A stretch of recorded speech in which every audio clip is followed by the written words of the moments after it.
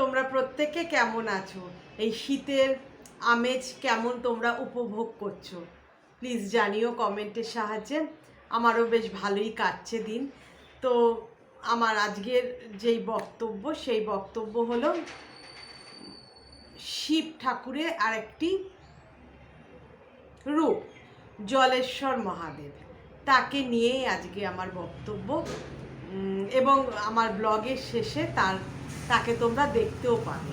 তো তার আগে আমার গুরুদেব পরম ভগবান ভোলানাথের নাম আমি স্মরণ করলাম এবং তার চরণে শতকোটি প্রণাম জানিয়ে আমার ব্লগটি শুরু করলাম। জলেশ্বর মহাদেব বাবারই একটি রূপ। তো আমার এক বান্ধবীর বাড়িতে এই জলেশ্বর মহাদেব আছেন এবং কিভাবে উনি আছেন সেটা নিয়েই আজকে আমার কথা। এই আমার বান্ধবীর মুখ থেকেই আমার শোনা যে তার আগে বলে রাখি, ওদের বাড়িতে আর সেরম কোনো পুজো বড় করে হয় না। যেমন শিবরাত্রির দিন বড় করে পুজো হয়, এই জলেশ্বর মহাদেব এর পুজো। আর তোমার ওদের বাড়িতে লোকনাথ বাবার পুজো বেশ বড় করে হয়, অনেক লোক নিমন্ত্রিত থাকে, তারা খাওয়া দাওয়া করে, নানা রকমের, মানে আমি গিয়ে দেখে এসেছি কত রকমের যে আয়োজন তারা করে ওই বাবা লোকনাথের তিরোধান দিবসে। তো যাই হোক, তাকে নিয়ে আজকে আমার কথা না, আমার কথা আজকে জলেশ্বর বাবাকে নিয়ে। বলল অনেক বছর আগে তখন ওর বিয়ে হয়নি, মানে আমার বান্ধবীর বিয়ে হয়নি, আমার বান্ধবীর নাম শম্পা। তো ওর বিয়ে হয়নি। তো সেই সময় একদিন ওনার পিসি শাশুড়ি, মানে ওর পিসি শাশুড়ি কে এই জলেশ্বর বাবা স্বপ্ন দিয়েছিলেন যে আমি তোমার বাড়িতে এসছি এবং আমি অমুক একটা জায়গায় একটা ঘরের মধ্যে আমি আছি, তুমি আমাকে যেখানে আমি আছি ঠিক সেই জায়গাটাই আমাকে রাখবে, আমার ওই জায়গাটা পছন্দ, সেই জায়গা থেকে অন্যত্র দিলে আমার মধ্যে সেই প্রাণ থাকবে না বা তোমরা আমার আশীর্বাদ পাবে না, ওইখানেই রাখতে হবে। এবং প্রত্যেক সোমবার আমাকে দুধে চান করিয়ে পুজো করবে এবং তোমাদের সামর্থ্য অনুযায়ী ফল মূল মিষ্টি মালা যা তোমাদের সামর্থ্য অনুযায়ী তোমরা আমাকে দেবে। এই বলে মানে স্বপ্নটা ওনার ভেঙে গেছিল।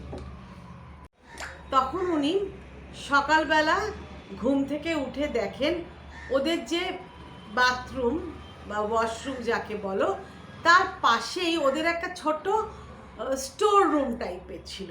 সেখানে ওরা ওই ঠাকুরেরই জিনিসপত্র রাখা হতো, যেমন তোমার বালতি, তারপরে ঠাকুরের চৌকি, ঠাকুরের বাসন কোসন, মানে যাবতীয় ঠাকুরের জিনিসপত্র। এমনকি ওই যে বাবা লোকনাথের পুজো হতো, তো ওদের ওই বাবা লোকনাথেরই পুজো হতো তার আগে। তো তার যেসব পুজো হওয়ার আগে যা যা ফল মূল লাগবে, চাল ডাল সব স্টোর করে রাখা হতো ওই ঘরটাতে। খুবই ছোট, আমি গিয়ে দেখে এসেছি, ধরো একটা ডাইনিং টেবিলের মতন ঘরটা।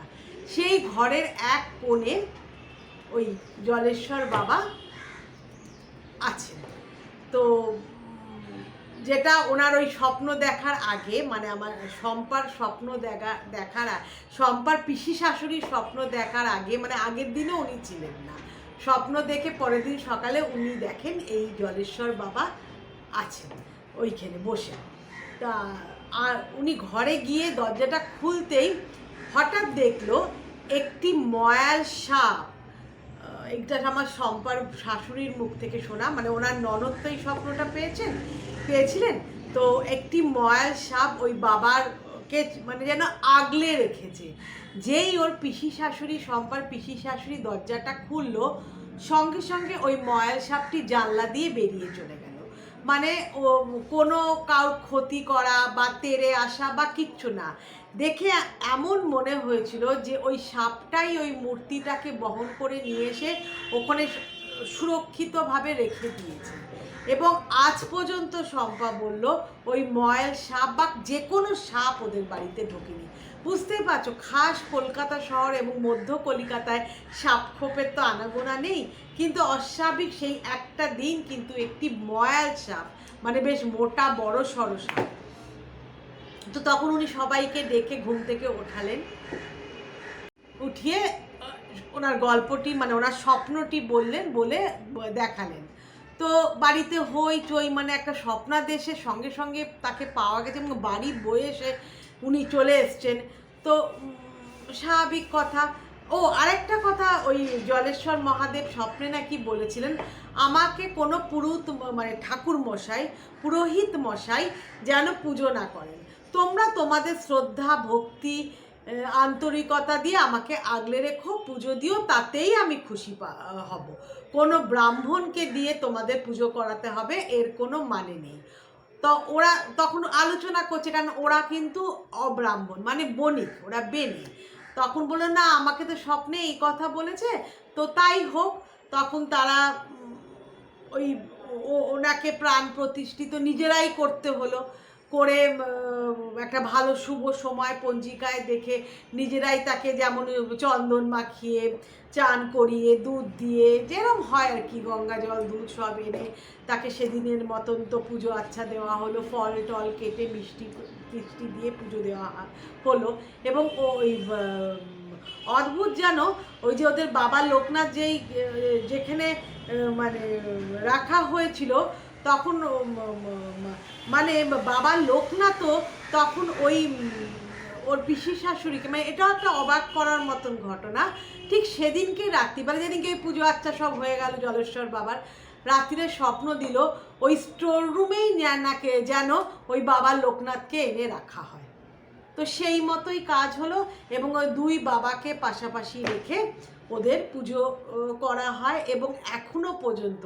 তারপর শম্পা, মানে আমার বান্ধবী সেই বাড়িতে বউ হয়ে গেছে, তার এতগুলো বছর, আমার মতন তারও 35 বছর বিবাহিত জীবন, আমারই বয়সী সে, কেটে গেছে। ওর পিসি শাশুড়ি যিনি স্বপ্নার দেশে ওই বাবা এসেছিলেন, মানে স্বপ্নে উনি পেয়েছিলেন ওই বাবাকে, উনি মারা গেছিলেন, ওনার পরে কিডনি ড্যামেজ হয়েছিল এবং 1-1.5 বছর উনি ভোগার পরই চলে গেছিলেন।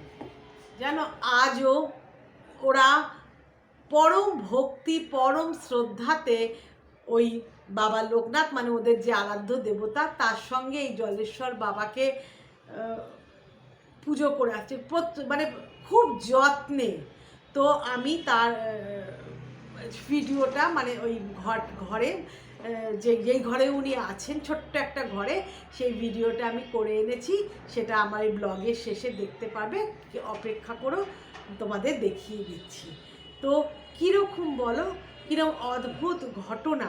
কিন্তু একটা জিনিস জানো, ওরা কিন্তু প্রচার করা পছন্দ করে না। ও আমাকে বিশ্বাস করে এই কথাটা বলেছিল এবং সেটাই আমি তোমাদের শেয়ার করলাম। এবং পরবর্তীকালে আমার মুখে এই কথাটি আমার আর এক বান্ধবী মৌসুমি শুনেছিল, শুনে বলেছিল আমাকে নিয়ে যাবি ওদের বাড়িতে, আমি দেখবো। তখন আমি শম্পাকে বলেছিলাম এই কথাটা, যে ও আসতে চায় তোমাদের বাড়িতে। বলে না, আমার শাশুড়ি মা একদম অপছন্দ করে। কেন জানি না, ওর শাশুড়ি আমাকে খুব পছন্দ করেছিলেন, মানে আমি গিয়ে কিন্তু ওদের বাড়িতে প্রণাম করি, কিছুক্ষণ বসি, ওদের একটা তক্তপোষ পাতা আছে সেখানে বসি, বাবা লোকনাথকেও প্রণাম জানাই, আমার মনের প্রার্থনা জানাই এবং জলেশ্বর বাবাকেও জানাই। কেন জানি না আমাকে নিয়ে কিন্তু উনি মানে দেখতে পারবে না বা ওই ঘরে ঢুকতে পারবে না, এই কথাগুলো উনি কিন্তু বলেন না। মানে শম্পার শাশুড়ি নিজেই ওর মানে পুজো করে, বলে যতদিন আমি পাচ্ছি, এখন তো ওনার বয়স 80 ছুঁই, বা যতদিন আমি পাচ্ছি করে যাচ্ছি, এরপর ওরা করবে কি করবে জানি না। তো শম্পার ওপর আমার অগাধ বিশ্বাস আছে, কারণ ও তো 35 বছর ধরে পুজোর নিয়ম কারণ কীরমভাবে করছে সবই দেখে আসছে। তো ওনারা কিন্তু কাউকে মানে অ্যালাউ করে না, মানে ওদের যারা মানে আত্মীয় স্বজন আছে তারা সবই জানে, তারা হয়তো তারা ওইখানে ওই জলও দেয়, মানে শিবরাত্রির দিন ষষ্ঠীর দিন জলও দেয়, কিন্তু অন্য কাউকে ওরা জানানো পছন্দ করে না এবং অন্য কেউ এসে ভিড় জমাক বা দেখুক, মানে প্রচারটা ওরা পছন্দ করে না। তো তোমরাও যখন এই ছবিটা দেখবে, ওনাকে দেখবে, ভক্তি ভরে প্রণাম করো, মনোবাঞ্ছা জানিও। আশা করি উনি শুনবেন। তো কেমন লাগলো আমার আজকের এই মানে উপস্থাপনাটা তোমরা প্লিজ কমেন্টের সাহায্যে জানিও, আর প্লিজ আমার চ্যানেলটিকে সাবস্ক্রাইব করো। কেমন? Bye bye, thank you so much.